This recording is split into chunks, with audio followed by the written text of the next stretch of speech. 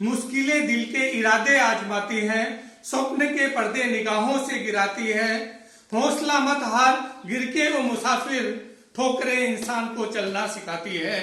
साथियों, एक ऐसे व्यक्ति की बात करूंगा जो 21 साल की उम्र में जिसने चुनाव लड़ा और वो चुनाव हार गया। 22 साल की उम्र में उसने व्यापार किया और व्यापार में भी असफल हो गया। 27 साल की उम्र में उसने चुनाव लड़ा और उस चुनाव में भी हार गया। 33 साल की उम्र में उसने एक लड़की से प्रेम किया और वो उस लड़की की डेथ हो गई और वो निराशा में चला गया। उसके बाद वो डिप्रेशन में चला गया। 33 साल की उम्र में उसका विवाह हुआ। विवाह जीवन भी बहुत अच्छा नहीं रहा, बाद में जाके रिश्ते सुधरे। उसके बाद में 45 साल की उम्र में उसने सीनेट का चुनाव लड़ा, वो भी हार गया। 47 साल की उम्र में उसने उपराष्ट्रपति का चुनाव लड़ा, वो भी हार गया।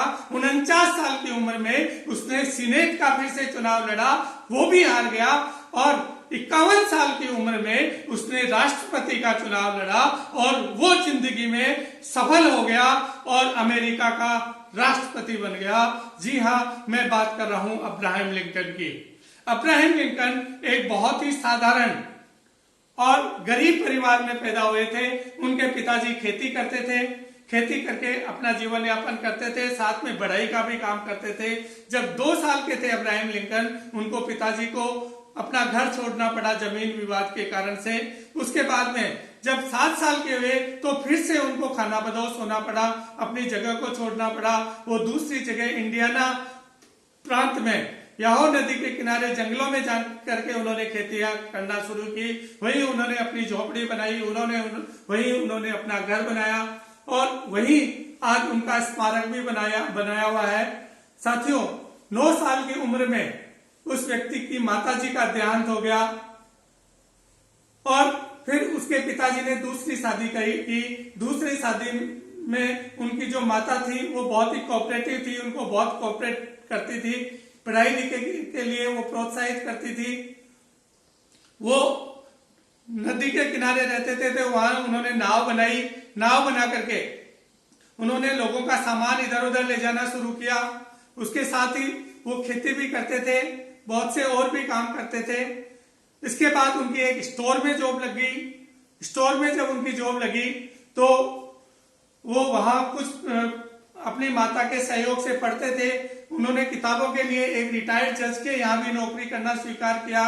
उसके साथ ही उन्होंने खुद पढ़ करके, खुद अपने बल पर पे उन्होंने वकालत की किताबें पढ़ी और वकालत के लिए सर्टिफिकेट प्राप्त किया। साथियों, वहीं से उनका संघर्ष की कहानी भी शुरू हुई।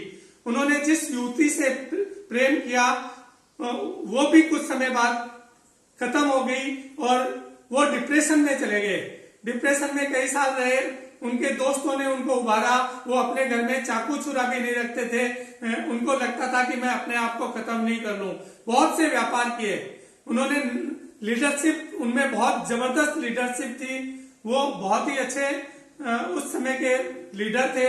वो स्वप्न दृष्टा थे और कभी भी हार नहीं मानने वाले थे। उन्होंने कई व्यापार भी किए, उन व्यापार में भी वो असफल रहे।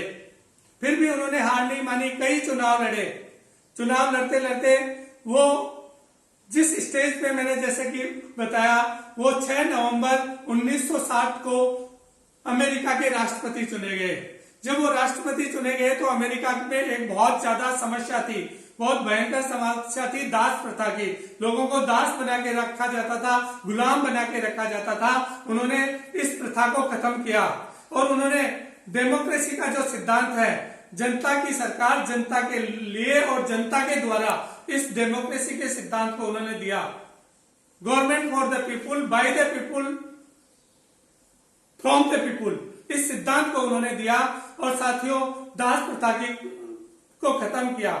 जब वो एक थिएटर में अपनी पत्नी के साथ सिनेमा देखने जा रहे थे तो वहां एक प्रसिद्ध अभिनेता ने उनको शूट कर दिया और 15 अप्रैल 1965 को उनकी डेथ हो गई।